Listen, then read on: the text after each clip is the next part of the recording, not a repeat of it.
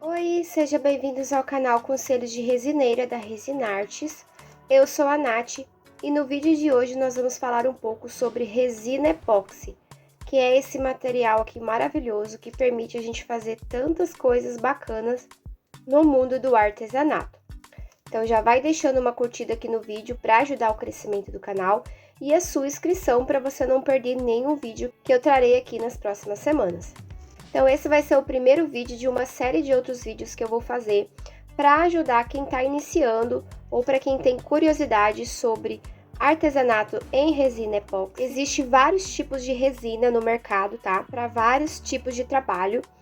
A epóxi é a mais versátil, é a que permite ser trabalhada em vários nichos.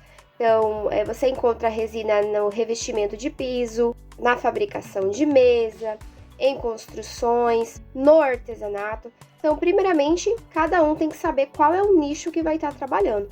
Você quer trabalhar com a confecção de mesas? Você quer fazer revestimento em piso? Para cada tipo de trabalho, existe uma resina epóxi ideal específica para aquele trabalho. Nesse vídeo eu vou estar falando especificamente para artesanato, tá? Que são essas pecinhas aqui pequenas de baixa espessura, que não requer tanto acabamento e que se utiliza moldes dando formato para essa resina. O que é a resina epóxi? Ele é um plástico termorrígido que endurece ao ser misturado com um agente endurecedor, um agente de cura.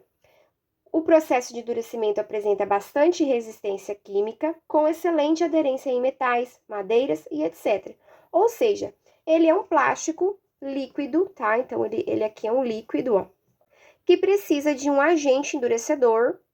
Aqui nós temos um endurecedor. Os dois precisam ser misturados para só então, depois de algumas horas, criar essa consistência aqui rígida, tá? Então, a resina é essa aqui, tá? A resina é essa, e esse aqui é o endurecedor. A resina, se você despejar ela dentro do molde, só a resina, não vai acontecer nada, ela vai continuar líquida, tá? Para ela endurecer, você precisa do endurecedor. Então, o que faz esse plástico aqui, esse plástico líquido, ficar firme é o endurecedor, tá? Cada marca tem o seu endurecedor. Aqui eu tô com a VIP Resinas, que é a marca que eu uso. Eu não tenho vínculo nenhum com essa marca, tá? É só pra mostrar pra vocês aqui, pra vocês terem uma ideia de como que é. Funciona com a maioria das outras marcas, então a gente tem muitas marcas bacanas aí de resina epóxi. Tem a Ohana, tem a Red Lees, tem várias marcas muito boas no mercado. A maioria delas são com esse mesmo sistema aqui, resina epóxi e o endurecedor, ou catalisador. Então, aqui nós temos a resina, que é o plástico líquido, e aqui nós temos o seu agente endurecedor. Algumas resinas vão apresentar um fluido mais fino e outros um fluido um pouquinho mais grosso. Nós chamamos isso de viscosidade. Então, aqui eu tenho uma resina de baixa viscosidade, ou seja, o líquido dela é bem molinho, é bem fininho, é como se fosse uma água mesmo, tá? A de alta viscosidade, ela já possui um líquido um pouquinho mais grosso, como se fosse um mel. A que nós utilizamos para fazer aqui o trabalho, os chaveiros, as canetas, enfim, geralmente é o de baixa viscosidade. Por ele ser mais fino, é mais fácil de você manusear, não forma tantas bolhas. Se formar bolhas, fica mais fácil de você estar removendo essas bolhas do que o de sistema de alta viscosidade. O que tem alta viscosidade, por ele ser muito grosso, o líquido ser mais grosso, você vai fazer, na hora da mistura, vai formar mais bolhas, e para remover essas bolhas, você vai ter mais dificuldade. Por isso que a gente utiliza sempre o sistema de baixa viscosidade. Então, quando você for comprar a sua resina epóxi, para fazer o seu trabalho, você sempre vai dar preferência por resina com o sistema de baixa viscosidade. Certo? Outra coisa muito importante aqui nas resinas é que algumas vêm com maior resistência UV e outras com menor resistência UV. O que é essa resistência UV? Nós sabemos que todo plástico, com a ação do tempo, principalmente com o sol, ele vai amarelar. A resina epóxi também é um plástico, então é impossível que ela não amarele com o tempo.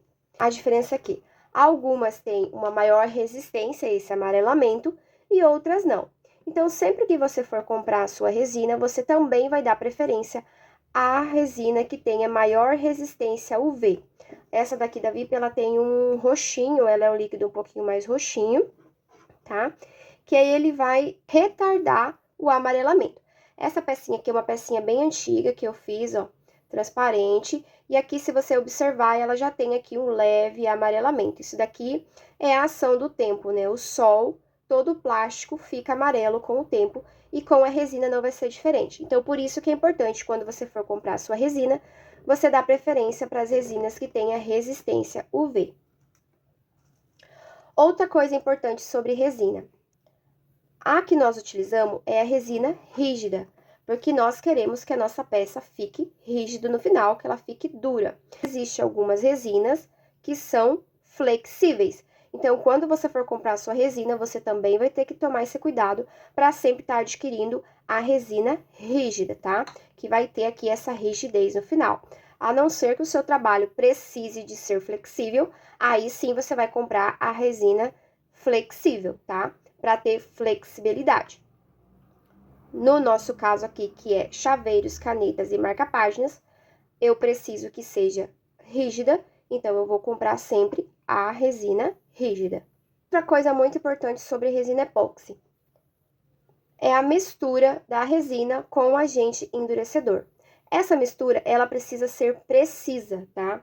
Então, sempre que nós formos fazer a mistura desses dois componentes, nós precisamos utilizar uma balança de precisão, tá? Por que a balança de precisão? Porque ela vai me dar uma medida precisa, tá? Aqui eu tenho as especificações, cada marca tem as suas especificações, tá? Então, se você estiver usando uma outra marca, você vai ter que ler certinho para ver o que a marca pede que você faça, tá? Para você seguir certinho, para não ter nenhum erro. No caso aqui da VIP, eles pedem que seja uma proporção de 100 gramas de resina, 50 gramas de endurecedor. Ou seja, para cada 100 gramas de resina, eu vou colocar 50 gramas de endurecedor, tá?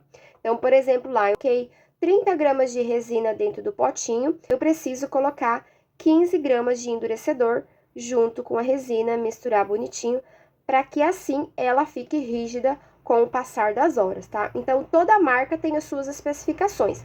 A maioria das vezes vai ser assim: para cada 100 gramas de resina, você tem que colocar 50 gramas de endurecedor, ou seja, a metade de endurecedor para aquela quantidade de resina que você colocou dentro do recipiente. O tempo de secagem vai ser de 8 a 12 horas, tá? Dependendo da temperatura ambiente. Então, de 8 a 12 horas vai ser aí em média de 25 graus.